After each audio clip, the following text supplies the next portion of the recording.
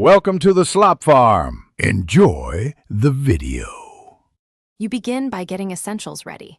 An iPhone or iPad running the latest iOS, a stable Wi-Fi or cellular connection, and an unused Apple ID. Once ready, make sure you sign out of any current Game Center account in Settings to avoid conflicts. Next, open Settings and tap Game Center. This is the only way to register a distinct Game Center identity tied to an Apple ID. You will be prompted to sign in or create the new Apple ID if you haven't already. Now continue by creating the Apple ID if you skipped that step. Choose a unique email, a strong password, and add recovery phone and security info.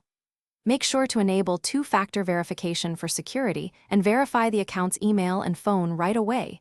Verification prevents future sign-in blocks.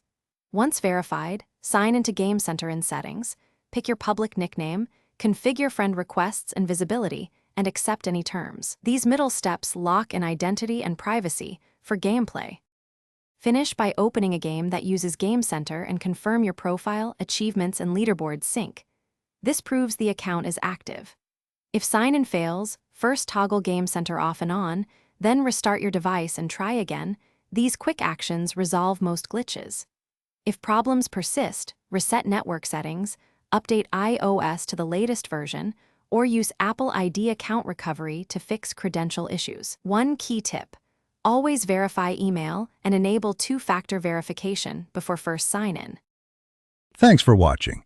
Consider subscribing if we helped you today.